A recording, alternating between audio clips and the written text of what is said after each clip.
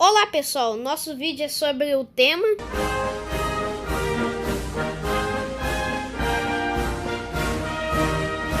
França pré-revolucionária. Como podemos perceber, no final do século XVIII, o Império Francês estava muito mal, desgastado, para dizer a verdade. E o rei tinha uma série de privilégios e a população estava sofrendo. França estava dividida em 3 estados, onde o primeiro e o segundo recebiam uma série de privilégios e o terceiro quase nada. E além disso, passando fome.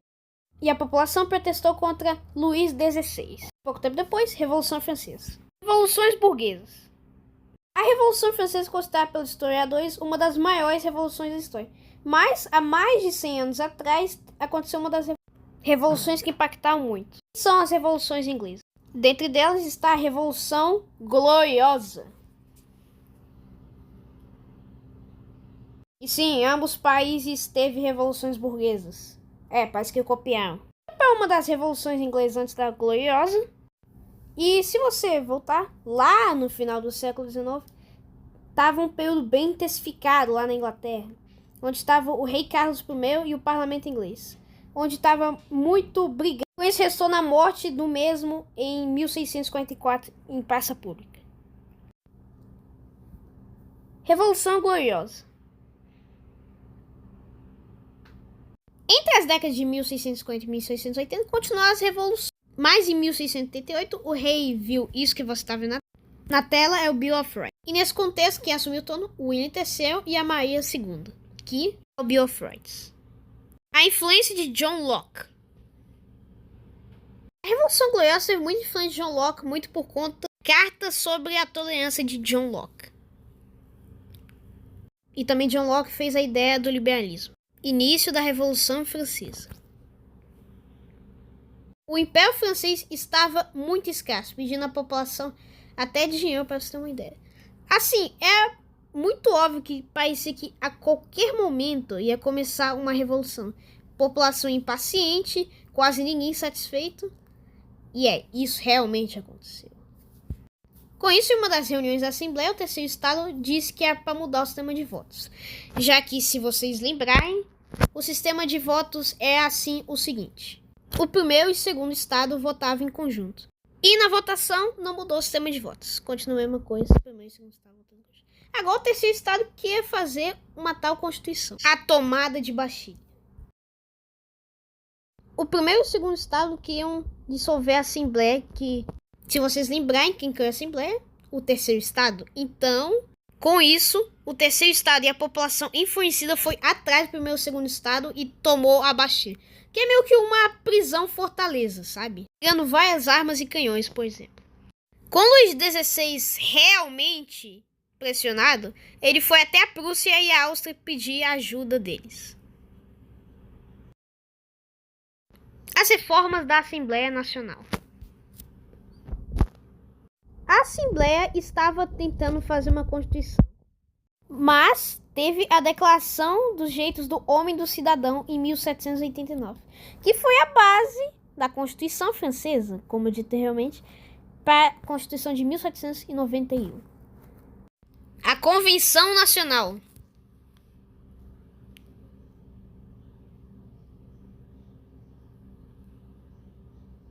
O imperador Leopoldo da Áustria e o rei Frederico Guilherme da Prússia mobilizaram suas tropas para uma possível invasão e intervenção na França. E a França ganhou. Estava em ruínas a França e a população conseguiu ganhar ainda, mesmo que o exército da Prússia e da Áustria estejam muito organizados. E em setembro de 1792, com a Convenção, é declarada a República na França, ou seja, não tem mais essa de império. Agora, a partir daqui para frente, é República ou qualquer outro governo. A prisão e a execução do rei. Luís XVI foi condenado por ser um traíra por ajudar a Prússia e a Áustria contra a França. E em 1793 mataram Luís XVI na guilhotina. Os grupos políticos da Convenção Nacional. A Convenção Nacional é dividida em 3 grupos: girondinos, jacobinos e planícies barbados. Os girondinos é a alta burguesia empresarial e bancária. Os jacobinos é a pequena burguesia e aqueles que é chamado de sans-culottes. E a planície Barra Pântano vaiava sua posição política, tanto de Jandino Jacobino, de acordo com seus interesses políticos.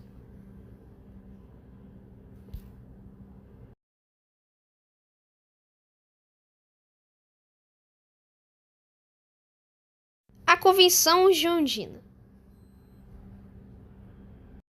Inicialmente, entre setembro de 92 até junho de 93, a convenção foi dominada pelos girondinos, e um dos objetivos deles era que os jacobinos proclamassem o fim do direito à propriedade. O governo estava pobre, de novo.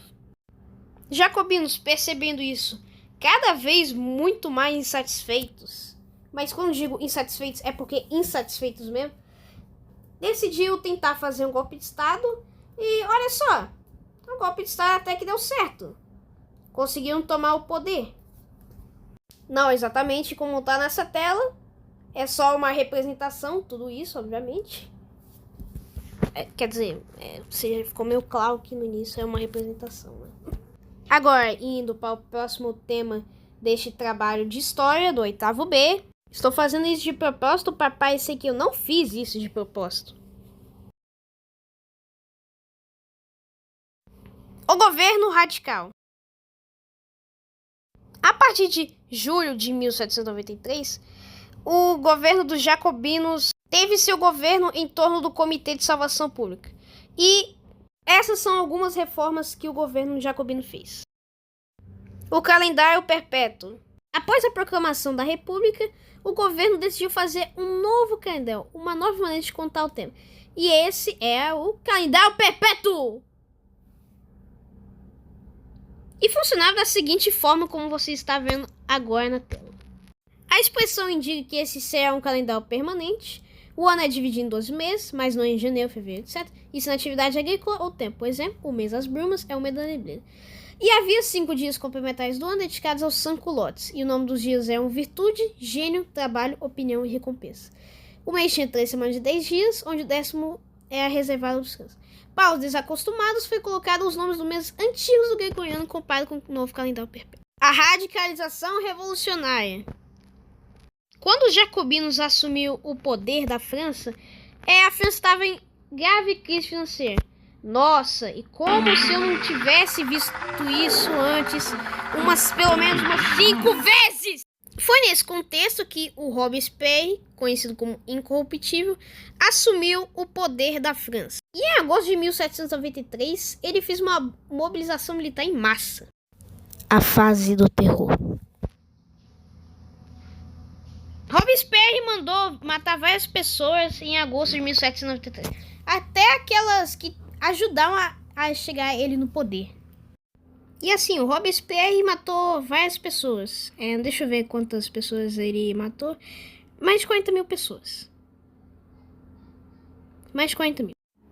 A reação termidoriana. Os jacobinos estavam enfraquecidos muito por conta do governo de Robespierre. Enfraquecidos como esse esqueleto aí que você tá vendo. Os girondinos, aproveitando-se da situação, resolveram tomar o poder e matar o Robespierre na guilhotina. O nome é reação termidoriana porque aconteceu no mês termidor do calendário perpétuo. O diretório e o fim da Revolução Francesa. Em 1795, os girondinos fizeram uma nova constituição. Sim, outra constituição. Nessa constituição, o poder executivo foi transformado em diretório com 5 diretores e 8 ministros. E o lema dessa constituição é liberdade, igualdade e propriedade. As campanhas de conquista e o consulado.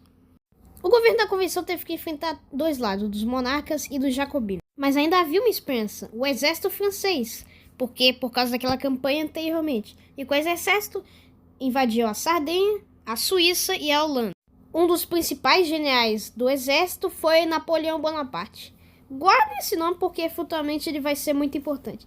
Nas campanhas do Egito para fazer até que uma espécie de um bloqueio. Que bloqueio é esse? Um bloqueio meio que para os britânicos. E oficialmente, em 1899, é o fim da Revolução Francesa. Mais especificamente, em 9 de novembro de 1799.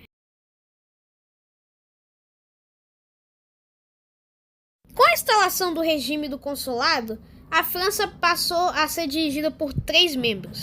Os cônsules e presidida por Napoleão, o primeiro cônsul.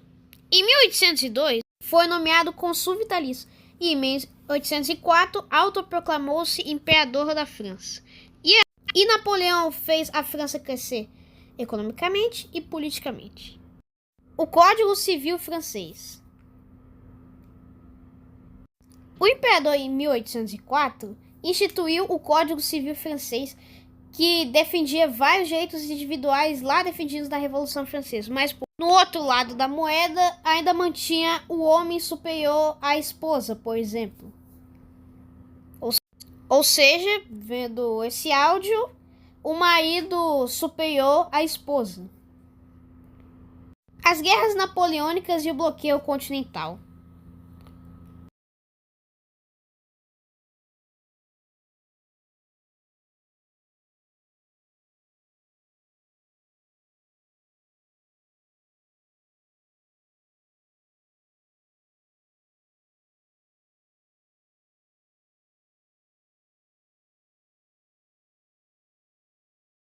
Querendo espalhar os seus parentes e seu poder pela Europa inteira, ele fez com que alguns seus parentescos fossem simplesmente reis e imperadores. E sim, foi o Napoleão que fez isso. A França estava muito enfraquecida, muito por conta da campanha da Rússia, e que seus soldados não tinham suprimentos e estavam muito enfraquecidos.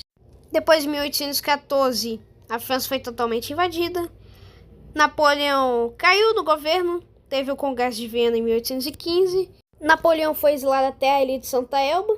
Depois ele voltou, um governo cindido, já foi capturado. Aí ele foi mudado para uma ilha mais longe, bem mais longe, a ilha de Santa Helena, onde Napoleão passou o resto da sua vida e morreu em 1821.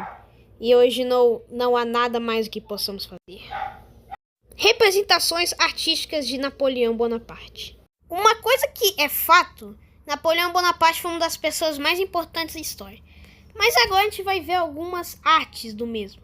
Como, por exemplo, Napoleão cruzando os Alpes, de Jacques-Louis David. Também temos a Coração de Napoleão, de 1807, também de Jacques-Louis David. E é isso. Espero que tenham gostado de assistir. Então, valeu e tchau.